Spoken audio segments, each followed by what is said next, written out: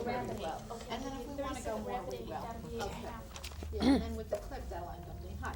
Hi, 8.5, good movie. Okay. I saw it again the last night. Oh, great.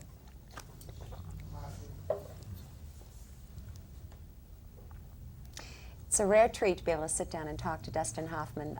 He is truly an accomplished actor.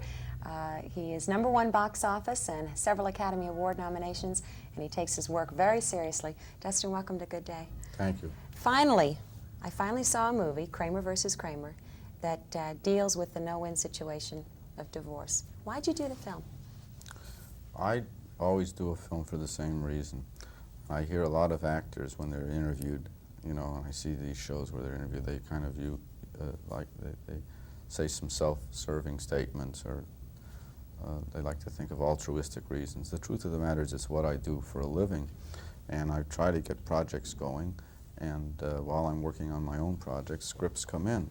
So if I want to go to work, I take the best script that's around, and that was the best script around. Were you aware of the legal case and the book before you read the script? I read the book, and I actually turned it down. And then I got a script from Bob Benton, which I turned down. Then he's the writer and the director of this film. Then I got a rewrite. And when I read the rewrite, something happened that clicked for me. And we met together with the producer, Stanley Jaffe, and after some talking as to why they wanted to make, I asked them the same question, why do you want to make this movie? And what do you want to say with it? Because, you know, everyone can tell the same story differently. We agreed that we wanted to try to say the same thing, and in a way it's what you said. I don't think everybody would have necessarily made Kramer versus Kramer that way, but we did want to make a no-win situation. Not only a no-win situation, but to show something which is rarely seen but always felt, and that is that not only does the mother love the child and the father love the child, but the mother and the father love each other, in spite of the way they may act toward each other. The one thing, too, that it deals with so well is single parenting and the frustrations, whether you are a father or a mother.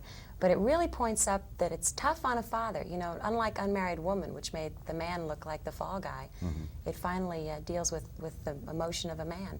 Was it? And you work with a child so much through this movie. How was that? His name is Justin Henry. How was it? Justin never acted before. He came up, he was found by Shirley Rich, the casting director in a school upstate New York. He had never done any commercials. Most of the kids had. I think we saw about 350 of them. And we would select out of them maybe 30 or 40 that we felt they had. You know, they had something. Then with a videotape, we recorded them in the office, and then out of that we tested 3. Justin gave off something that no other child did. Aside from an intelligence and a naturalness, there was a feeling that he was my son that is very hard to explain. He gravitated toward me, and once he did that, I couldn't, you know, it was very hard to not feel emotional with him. Well, we have a clip from the movie. Would you set it up? It's the one where you, that points up how tough it is for a father who's alone raising a child, I think. Which one is it? It's the one about in the office where you get the call from him while you're working. This is the scene where my boss is berating me? Yes, and you get a phone call and he says about television, watching television. Oh, well, at this part of the movie, I think I don't know if I've done, I hope I've done my homework. My wife, Meryl Streep, has been gone for about 8 or 9 months. She leaves at the beginning of the film. She leaves me and Justin.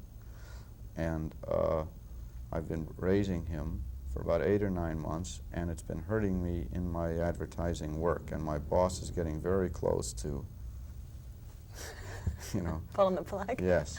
And in the middle of this diatribe that he's leveling at me, I get a phone call which they put into his office, and it's from my son Billy, played by Justin Henry, in which he is complaining to me because his big problem of the day is that he wants to be allowed to watch more than an hour's worth of television, and that's the deal we made was 1 hour a day. And at the end of which he reminds me to buy him chocolate chip ice cream. Okay, let's take a look. That's a funny choice, that scene, isn't it? Well, when you talk about single, I think you don't think it is? I don't know. He's not in it. Is this the scene where I'm sitting on a couch The and... reason we wanted to do it is we want to really talk about the single parent thing, which is a big part of the movie. Okay. Okay, All in a right. second now. We'll come back here in a Billy, second. I mean, Justin gets, no, he doesn't get a shot on it. Okay. Oh, it goes through the ice cream scene. Oh, I didn't know that. Yeah, it's All about right. the frustration of Okay. Did I set it up right or wrong? No, you set it up right. Okay. Sorry. Okay, so we go again? Okay, ready anytime? You know, I'm the generation who loved you in The Graduate because I remember watching it and it pointed up all the frustrations of being a young person right out of college. And now you've made a film that my generation, I guess anyone can relate to, but there's so many divorces going on now, Justin. You think people will learn from this film? Will take a second Did you call look? me Justin? Dustin. See, it's Dustin and Justin. I didn't know I looked that young. You do. You look great. Thank you. Do you think it'll help people that are contemplating divorce take a second look at what it's all about? I don't know if a film ever has that kind of impact. I would like to think it does. Sometimes it has, usually films, I think, unfortunately, have adverse impacts. It'll glorify a gangster or something, and someone will go out and try to be a gangster. I understand that after The Graduate, and there would be a number of people that came up to me for a few years and said, right after we saw that movie, we went out and got married. Oh, and I would look at them saying, gee, I don't know if... That's what it was supposed to say. The film was supposed to make you do that. I don't know what effect this movie will have. I'm so close to it that I'm not close enough to it to feel the impact of seeing it for the first time. I understand that in some states in this country, divorce for a first marriage is almost 50%. I think in California it's 51%. In other words, you're almost an underdog getting married today. I think that what is happening today is, my opinion is that it's both good and bad. There are a lot of marriages that yesterday should not have survived, and only survived because of the stigma attached to divorce, that people could have grown and led happier lives not staying together.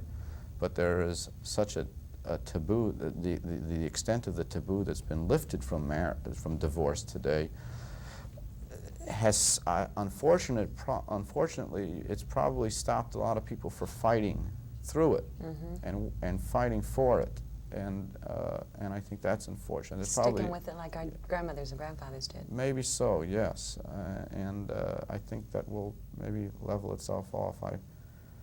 I know the film interested me, and Kramer versus Kramer interested me enough that after I finished it, I started reading more literature on it than I had even before I had done it, whether it's Gail Sheehy's Passages or even the Toffler book, Future Shock. But we are all going through a shock period now for many reasons, and I think it's being felt in different areas, and one of them is marriage. I don't know what's going to happen.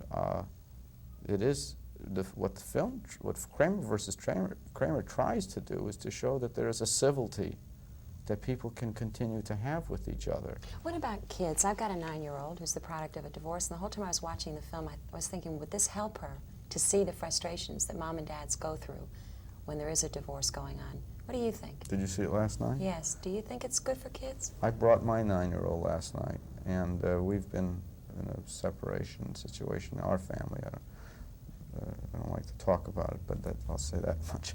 And so I only bring it up because she has experienced along with me, along with my wife, along with our other daughter, Karina, the same thing that you and your daughter have experienced. She understood it. She laughed and she cried. And I think it was good that she had seen it. I have a hunch she would have reacted the same even if it wasn't me in it. Jerry Greenberg, the editor on the film, who worked so closely with it for such a long time, about 2 years, was standing to my left watching it, and he kept looking at Jenna, my daughter, every time she would, because you could tell when she was laughing and when she was crying. And I said to him halfway through the film, I got very excited. I said, "You've reached her, Jerry." Aww. I said, "If you can do that in this movie, then this movie works. Yep. If you can reach that age then the film works. Well, it does work. And I want to thank you for giving all of us a lot of pleasure Well, the last thank- many years. Thank Bob Benton for writing and directing this film, Okay. really. Dustin Hoffman. We'll be back with more Good Day, so don't go away. Thanks. I think it's all right for 9. Oh, I just want some cutaways with. Would you do me a and then favor, Yes. Dustin? Dustin would just do a little bumper tease for us. Just I say, beg your pardon. a booper, a booper. Here, I'll say that. I'm Dustin Hoffman. I'll be back with you in Good Day in just a moment. This Okay. is Hey, we King put Lear. that up before. Oh, on excuse that me. segment Sure. before. You can say it any way. It's just Any way you I'll do want. that. I'm Okay. sorry about that. That's- This show is called Good Day. It's good there for us. What commercial is going to be coming after this statement? What? Pornographic. Weight loss clinic. What is your name? Eileen. I- Prose. Prose. Uh-huh. I'm sitting with, this isn't my show, this is Eileen Prose's show, and it's called Good Day. I'm Dustin Hoffman, and we have to wait until a commercial, which is paying for the time for Eileen to talk to me, is finished, and we'll be back in a second. Is he great? We better sell them. I guess. We better sell them. Should we do another one? Little. Okay.